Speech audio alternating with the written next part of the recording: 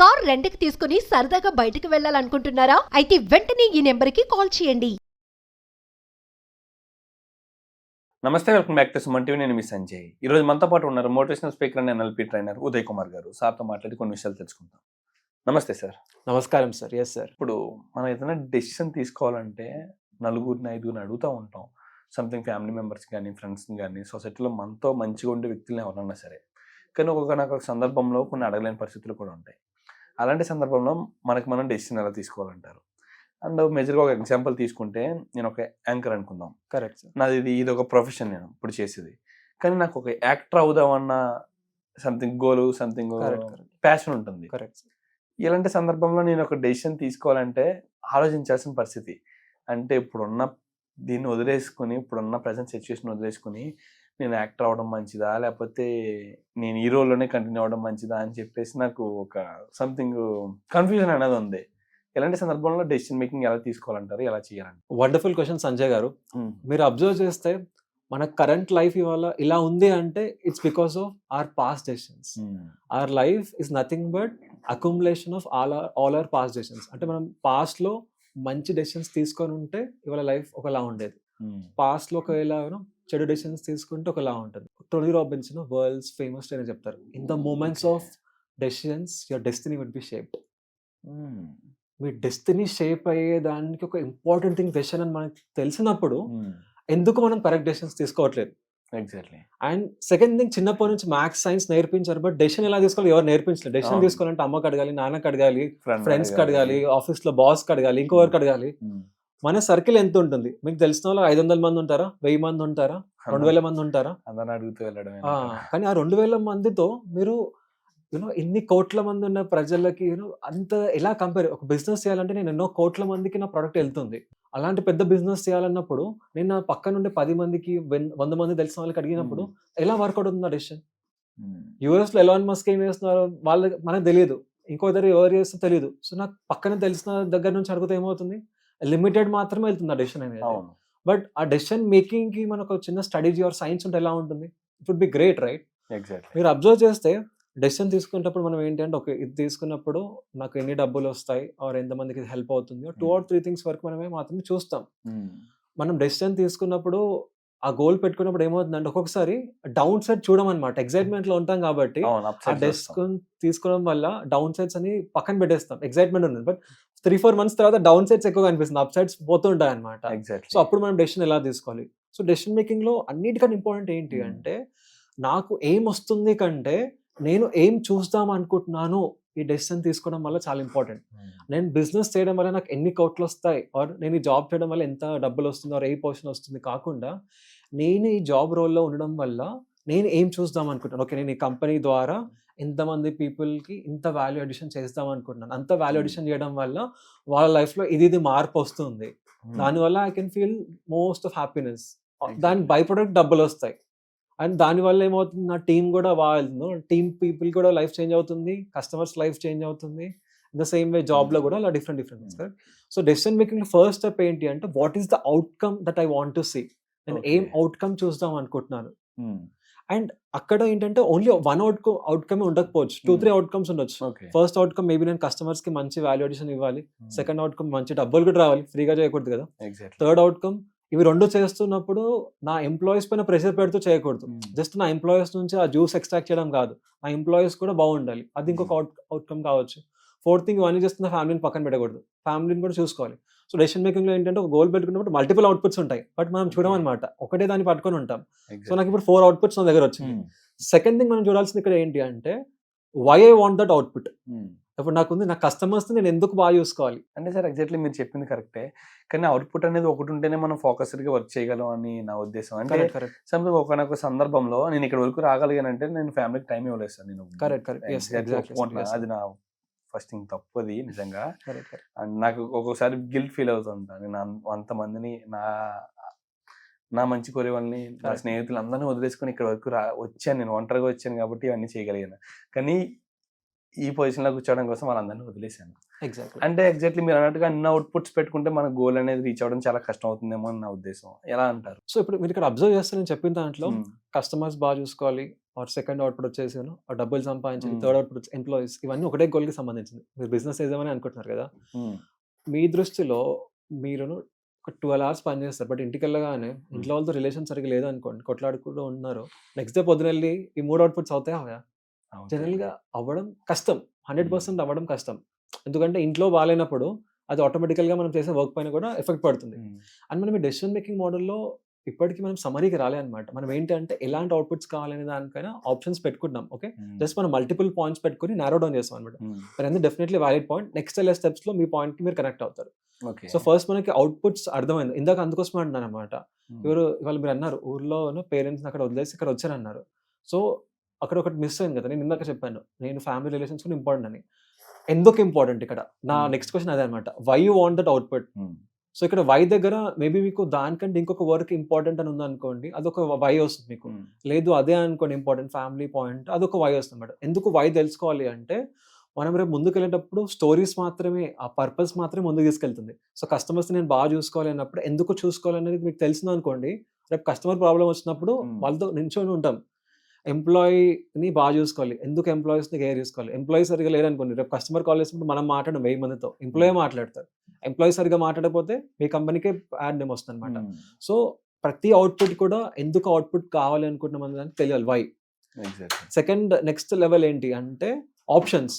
So మనకు outputs ఏమో అర్థమైంది, బట్ మన దగ్గర ఎలాంటి ఆప్షన్స్ ఉన్నాయన్నమాట ఈ అవుట్పుట్స్కి వెళ్ళడానికి.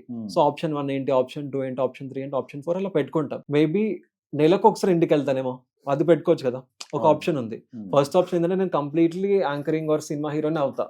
సెకండ్ ఆప్షన్ నేను ఊర్లో దగ్గరే ఉండి అక్కడే ఏదో ఒక బిజినెస్ చేస్తూ ఫ్యామిలీని చూసుకుంటా. థర్డ్ ఆప్షన్ ఏంటంటే మిక్స్ ఆఫ్ 2, నేను ఇది కూడా హీరో, ఇది కూడా ఉంటాను, ఫ్యామిలీని కూడా చూసుకుంటాను, అది కూడా ఒక ఆప్షన్ ఉంది కదా మన దగ్గర. Fourth option might be mix of different thing. Fifth option నాకు ఓన్లీ డబ్బులే కావాలి, కస్టమర్ అయిపోయినా ఇట్స్ ఓకే. అలా మనకి 5 ఆప్షన్స్ వచ్చాయి. నెక్స్ట్ లెవెల్ 3 ఏంటి అంటే ఈ ఆప్షన్స్ని మనం ఎవాల్యుయేషన్ చేయాలన్నమాట. ఓకే, నేను ఓన్లీ హీరోనే అవుతే అప్ సైడ్స్ ఏంటి? మేబీ నేను ఒక సక్సెస్ఫుల్ పర్సన్ అవుతాను, ఫేమ్ వస్తుంది, నేమ్ వస్తుంది, డబ్బులు వస్తాయి, పీపుల్ నన్ను గుర్తుపెట్టుకుంటూ ఉంటారు, కొత్త కొత్త ఆపర్చునిటీస్ వస్తాయి. డౌన్ సైడ్ ఏంటి? డౌన్ సైడ్స్ కూడా ఉంటాయి కదా. So what are the downsides? Okay, రేపు ఒక నెగిటివ్ నేమ్ వచ్చినప్పుడు నేను ఎలా తీసుకోవాలి, ఆర్ పీపుల్ ఏమైనా అన్నప్పుడు నేను ఎలా తీసుకోవాలి, పీపుల్ నేను రోల్ మోడల్లో తీసుకుని ఎలా తీసుకోవాలి. సో అట్లా ప్రతి ఆప్షన్కి అప్ సైడ్స్ ఏంటి, డౌన్ సైడ్స్ చూసుకోవాలన్నమాట. సో అట్లా అప్ సైడ్స్ డౌన్ సైడ్స్ చూసుకున్నప్పుడు ఏంటంటే మన దగ్గర ఉన్న అన్ని ఆప్షన్స్లో కూడా మేబీ మనం బెస్ట్ ఆప్షన్ దొరకకపోవచ్చు, స్టిల్ ఏదో ఒకటి మిస్ అవుతుంటుంది అనమాట. అక్కడ మనం మిటిగేషన్ చేయొచ్చు అనమాట.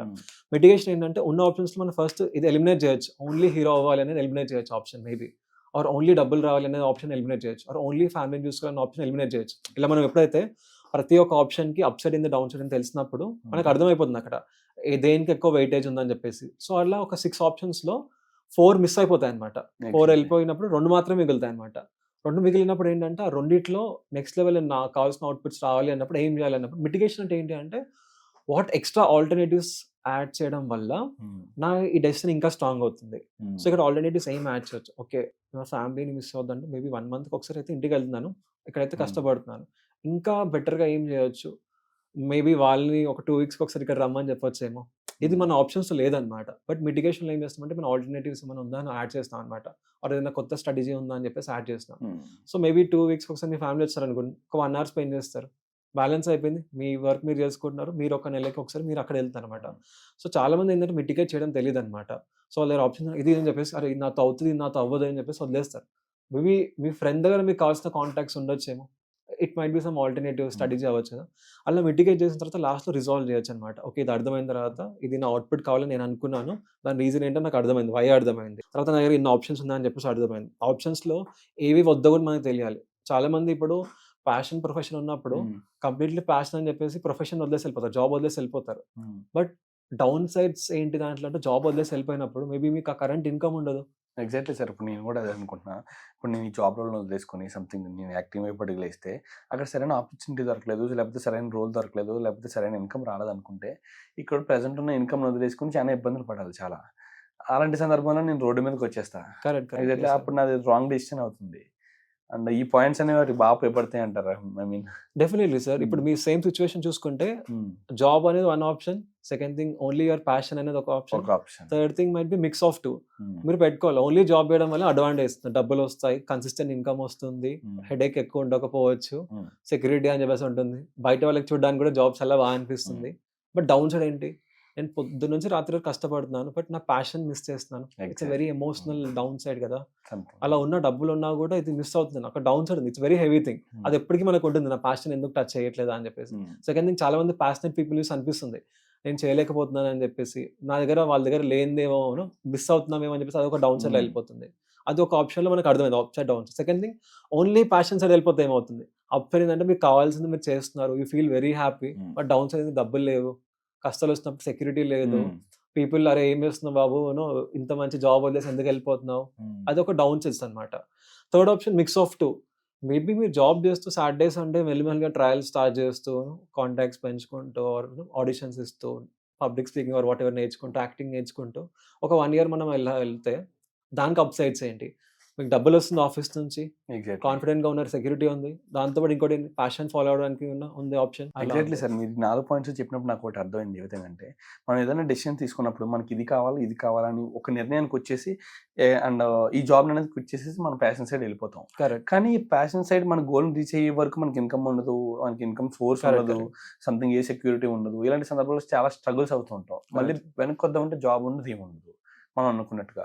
అదే మీరు అన్నట్టుగా కీ పాయింట్స్ అన్ని చూసుకొని మనకు అసలు మన గోల్ ఏంటి, అసలు ఎందుకు అది రీచ్ అవ్వాలనుకుంటున్నాం, అండ్ దాని ప్రాపర్ వే ఏంటి, ఇది వెళ్ళే దారిలో ఏం మిస్ అయిపోతున్నాం అని ఎప్పటికి రీచ్ అయ్యే అవకాశాలు ఉన్నాయి. ఇలాంటి కీ పాయింట్స్ అన్ని పెట్టుకున్నప్పుడు ఒక డెసిషన్కి వస్తుంది సార్. ఏ డెసిషన్ అంటే సంథింగ్ ఇది చేస్తున్నది ట్రయల్ చేయొచ్చు కదా. అండ్ ఎగ్జాక్ట్లీ మీరు అన్నట్టుగానే మీరంటే నాకు ఒక సంథింగ్ ఒక థింగ్ వచ్చింది. ఇవన్నీ వదిలేసి అక్కడికి వెళ్తే సంథింగ్ మీరంటే ఇన్కమ్ ఉండదు, కానీ అది రీచ్ అవ్వడానికి కొంచెం టైం పట్టుద్ది. ఈ టైం టెన్లో నేను ఏం చేయాలి, ఇన్కమ్ లేకుండా, సెక్యూరిటీ లేకుండా, అది ఇది చేసుకుంటూనే సంథింగ్ నేను ఆ జాబ్ ట్రై చేయొచ్చు. అండ్ ఐ మీన్ నా ప్యాషన్ సైడ్ అడుగులు వేయచ్చు. సంథింగ్ సాటర్డే టైమ్స్లో, సండే టైమ్స్లో ఇలా చేసి సరైన ఎగ్జాక్ట్లీ మనకు ఒక రోల్ కానీ సంథింగ్ ఒక బిగ్ ఆపర్చునిటీ వచ్చినప్పుడు అప్పుడు దీన్ని క్విట్ చేయొచ్చు. కానీ ఈ డెసిషన్కి రాము. ఎగ్జాక్ట్లీ ఒకటే అదా ఇదా అని చూసుకుంటాను తప్పితే ఒక మిక్స్డ్ డెసిషన్ అనేది వచ్చింది ఇక్కడ మనకి. ఎగ్జాక్ట్లీ ఇటు సైడ్ ఫ్యామిలీని డీల్ చేయొచ్చు, సెక్యూర్గా ఉండొచ్చు, ఇన్కమ్ ఉంటుంది. అండ్ అంతేకాకుండా కొంచెం మన ప్యాషన్ అనుకున్న గోల్ లేట్ అయినా సరే కొంచెం రీచ్ అవుతాం. స్ట్రగుల్స్ అనేవి మాత్రం తగ్గుతాయి. Exactly sir. మనం అండ్ వన్ థింగ్ మా ఫ్రెండ్స్ లో కొంతమంది అన్న మాట ఏంటంటే అండి, నువ్వు ఏదైనా గోల్ చేద్దాం అనుకున్నప్పుడు అప్ సైడ్స్ చూస్తావు, డౌన్ సైడ్స్ చూస్తావు, కానీ మనం ఎక్కువగా నెగిటివ్స్ చూస్తుంటాను నేను. ఎగ్జాక్ట్లీ అటు వెళ్తే నేను ఇది కోల్పోతానేమో, అటు వెళ్తే ఇన్కమ్ ఉండదేమో, అటు వెళ్తే నేను ఇది సంథింగ్ లేట్ అవుతుందేమో, నా కెరీర్కి నేను సెటిల్ అవ్వడానికి, ఈ విధంగా ఆలోచిస్తుంటా. కానీ చాలా మంది అన్న విషయం ఏంటంటే నువ్వు నెగిటివ్ ఆలోచిస్తున్నావు, ఎలా ఉంటే ముందుకెళ్ళాలి. కానీ అవి చూసుకున్నప్పుడే కదా సార్ కొంచెం జాగ్రత్త పడగలం మనం. Exactly sir. అంటే ఇక్కడ మీరు చూడాల్సింది ఏంటంటే టూ మచ్ ఆఫ్ పాజిటివ్ చూసినా కూడా తప్పే, టూ మచ్ ఆఫ్ నెగిటివ్ చూసినా తప్పే. ఉన్నది ఉన్నట్టు చేస్తే మాత్రమే ఉంటాం. ఎందుకంటే we are living in the reality. ఆ రియాలిటీలో మనం బతకాలి అన్నప్పుడు మనం ఏ డెసిషన్ తీసుకోవాలన్నప్పుడు కూడా ఆప్షన్స్ ని అందుకోసం ఎవాల్యుయేషన్ చేస్తాం. మీరు ఇక్కడ డౌన్ సైడ్స్ కూడా చూస్తున్నారు, అప్ సైడ్ చూస్తున్నారు. రేపు వెళ్ళేటప్పుడు డెఫినెట్లీ డౌన్ సైడ్ మీకు వస్తుంది. వచ్చేటప్పుడు మీరు ఆగిపోరు, మీరు ఆల్రెడీ మీ సిస్టమ్ లో ఉంది కదా, నాకు డౌన్ సైడ్ ఉంటున్నప్పుడు పాజిటివ్ సైడ్. అందుకోసం మిటిగేషన్ ఎందుకు పెడుతున్నాం అంటే, మిటిగేషన్ అంటే ఆల్టర్నేటివ్ ఆర్ అడిషనల్ థింగ్స్ ఎందుకు యాడ్ చేస్తున్నామంటే, ఏ ఆల్టర్నేటివ్ ని యాడ్ చేయడం వల్ల ఈ డౌన్ సైడ్ తగ్గిపోతుంది. ఇప్పుడు మీరు అన్నట్టు అక్కడ వెళ్ళిపోవడం వల్ల ఇన్కమ్ ఉండకపోవచ్చు, వాట్ ఎవర్ రీజన్ ఉంది కదా, నేను ఎక్స్ట్రా ఎయిమ్ చేస్తే నా ఇన్కమ్ అనే డౌన్ సైడ్ అప్ సైడ్ అవ్వాలి. సో అది మిటిగేషన్ అనమాట. అది లాస్ట్ లో అందుకు పెట్టామంటే అన్ని అయిపోయింది, నారో డౌన్ అయిన తర్వాత కూడా కొన్ని డౌన్ సైడ్స్ ఉంటాయి. ఆ డౌన్ సైడ్స్ ని ఎలిమినేట్ చేయలేదు అనుకోండి, మనం డెసిషన్స్ కి కరెక్ట్ గా వెళ్ళలేం.